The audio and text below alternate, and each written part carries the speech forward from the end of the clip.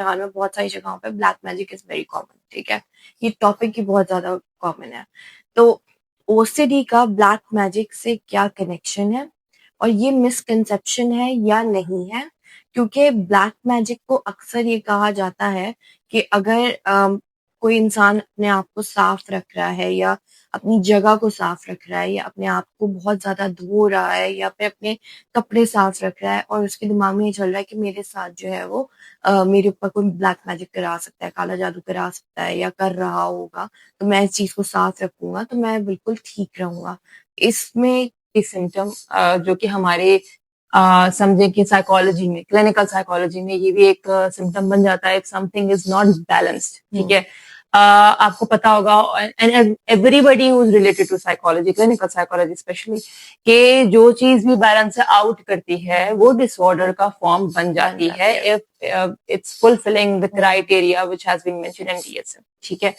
तो रिलीजियस होना is a very good thing, but अगर ओवर रिलीजियस होना तो वो आ जाता है आपकी नॉर्मल लाइफ को बैलेंस नहीं कर पाता, ठीक है। अब बिल्कुल आपकी जिंदगी का जो है वो बैलेंस बिगड़ जाता है। तो एक जो रूट करता है, जो कि आपने मुझे बताया, जैसे ही आपको पैनिक अटैक होता है, जैसे फॉर एग्जांपल खुदा ना खास्ता किसी के घर में कोई डेथ हुई है, तो सब जो ओसीडी वाला बंदा है उसको सबसे पहले जो है वो पैनिक अटैक होता है और फिर उसको समझ नहीं आता वो क्या करे, वो काम कर रहा होता है जिसके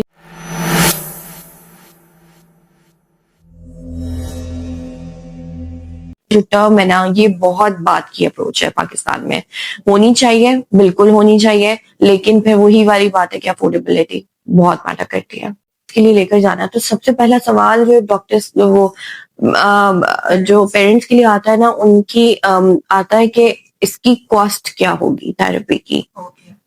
तो यहाँ पे जब आप उनको एक प्लान बना, पाकिस्तान में होना चाहिए ना, वो अभी बहुत स्लो है, बहुत स्लो है। मैंने देखा है यहाँ यूएई में आकर, मैंने देखा है कि काफी मेंटल हेल्थ पे बहुत ज्यादा काम हो रहा है। एग्जैक्टली आप देखें, आप घर से बाहर निकलती हैं, हर जगह जगह एक इंस्टीट्यूट रिसर्चेस चल रही हैं।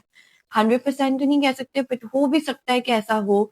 जैसे हम बात करते हैं कि एल्डरली कपल के जब बच्चे होते हैं तो उसमें बड़ा रिस्क होता है एएसडी, ऑटिज्म स्पेक्ट्रम डिसऑर्डर, जो न्यूरो डेवलपमेंट डिसऑर्डर है, एनडीडी है।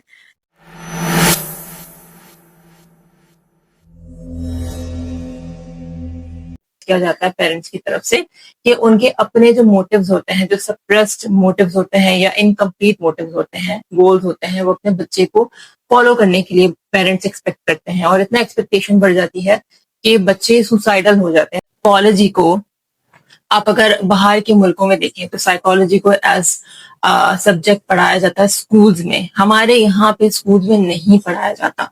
साइकोलॉजी को एज अ सब्जेक्ट कंसिडर किया ही नहीं जाता। वो साइकोलॉजी स्कूल्स में काउंसलर्स नहीं है। काउंसलर्स आर वेरी इंपॉर्टेंट, जैसे टीचर्स होते हैं वैसे ही काउंसलर्स भी हैं। काउंसलर्स होना, बच्चे की आपको एक एक एक्टिविटी के ऊपर नजर रखना, शुरू से लेकर जब जो वो छोटा बच्चा होता है तब से आता है, या मेरे ऊपर बहुत ज्यादा कंट्रोलिंग है कि तुम मेरी तो दोस्त बन सकती हो लेकिन तुम फलाने बच्चे से बात नहीं कर सकती क्योंकि वो मुझे अच्छा नहीं लगता। सो आपको बच्चे को एक ओपन डोर देना पड़ेगा अपने एक्सप्रेशन के लिए। बच्चे एक्सप्रेशन से ही अपनी फीलिंग को होना चाहिए, और बच्चे को कभी फोर्स नहीं करना चाहिए कि बच्चा अगर किसी से हाथ मिलाने में या किसी की प्रेजेंस को में आने के लिए अवॉइड कर रहा है तो आपको चेक करना पड़ेगा कि वो क्यों अवॉइड कर रहा है। You need to sit with your child and you need to talk it out, what do you think about it. तो जब वो बच्चे एक्सप्लोर करते हैं तो उनको अच्छी और बुरी चीजें, दोनों चीजें टाइम के साथ पता चल रही होती हैं।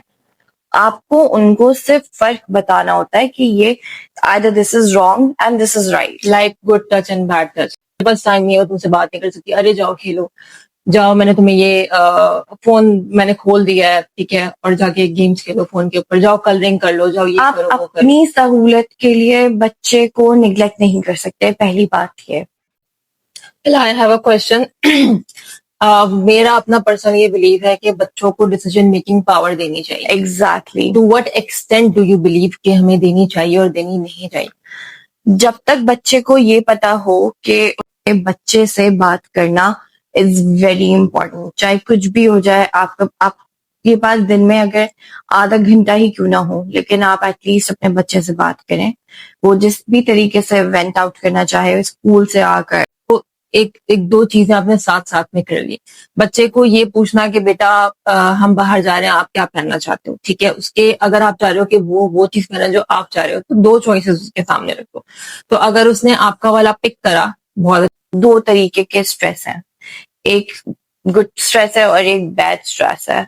आपको बस बच्चे को ना इतना करना है कि उसको गुड स्ट्रेस की तरफ For लेके the जाए motivation. ताकि वो मोटिवेट हो पढ़ाई की तरफ, उसको इतना कि उसको रिग्रेट फील ना हो बिल्कुल डिसीजंस पे। ओन करना सीखे। एग्जैक्टली, चाहे वो गलत हो या सही हो, उसको इतना पावरफुल करें कि आपका बच्चा A+A+A+ हर सब्जेक्ट में लेता है।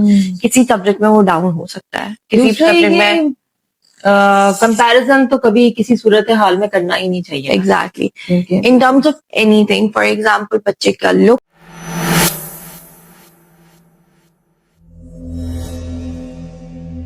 पावर है, आपके अंदर सेल्फ कॉन्फिडेंस को बढ़ाती है, और ये ऐसी सुपर पावर है कि आपसे कोई छीन नहीं सकता। It is something which can not be seen, but it can only be seen through your result. आपको आगे चल के आप जब एग्जाम में अच्छी तैयारी करते हो, आपको रिवॉर्ड मिलता है। आप पेरेंट्स के लिए करते हो तो पेरेंट्स की तरफ से आपको शाबाशी मिलती है, पेरेंट्स खुश होते हैं तो आपके लिए that is extrinsic motivation. Intrinsic motivation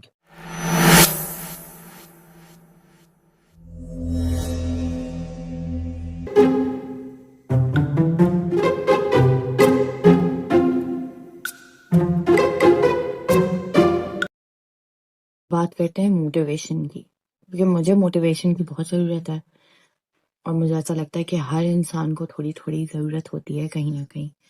जैसे अब ये मोटिवेशन चाहिए थी कि आपके सामने आऊं और एक वीडियो बनाऊं और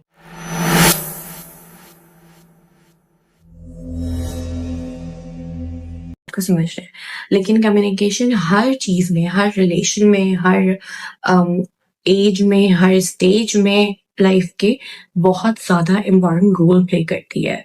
चाहे आप किसी बीमारी से लड़ रहे हो, चाहे आपको डिप्रेशन पड़ रहा है, डिप्रेशन की वजह से लोग मर रहे हैं, लोगों को पता ही नहीं है कि बाइपोलर क्या होता है, लोगों को पता ही नहीं है कि डिप्रेशन क्या होता है, लोगों को इन चीजों का नहीं पता। तो लोग चाहते हैं कि आपसे बात करे, कोई चाहता है कि आपसे बात करे। इसके सबसे बड़े नुकसानात क्या होते हैं? इसके बड़े नुकसानात ये होता है कि बच्चे अपने पेरेंट्स से ओपन नहीं हो पाते हैं, अपनी ख्वाहिश का इजहार नहीं कर पाते हैं। Even if they are in pain, वो अपने पेरेंट्स से खुलकर इजहार करें।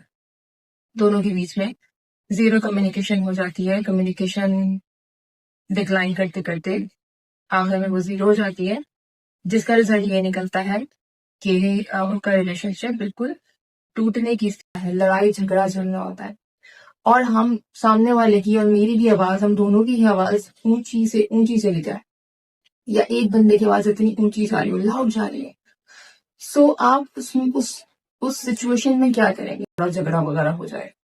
आपको चॉइस ऑफ वर्ड्स पे ध्यान रखना है। ऐसे वर्ड्स यूज नहीं करें कि जहां पर सामने वाला वहीं पर फ्रीज होके ये सोचे कि अब आगे बात करने का कोई फायदा।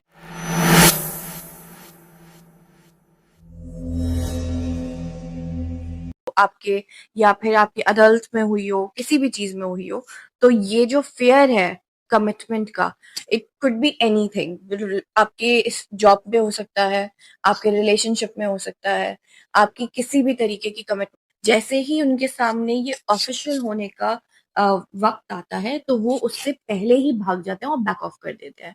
तो ऐसा क्यों है? ऐसा लोगों में आजकल क्यों बढ़ता जा रहा है? ये क्या इसमें जेंडर डिफरेंस है मर्द और उनकी फैमिली में? मैंने जहां तक देखा है, मर्दों में हो या औरतों में, ब्रोकन फैमिलीज जो होती हैं उसमें ज्यादातर ये फेयर होते हैं। So what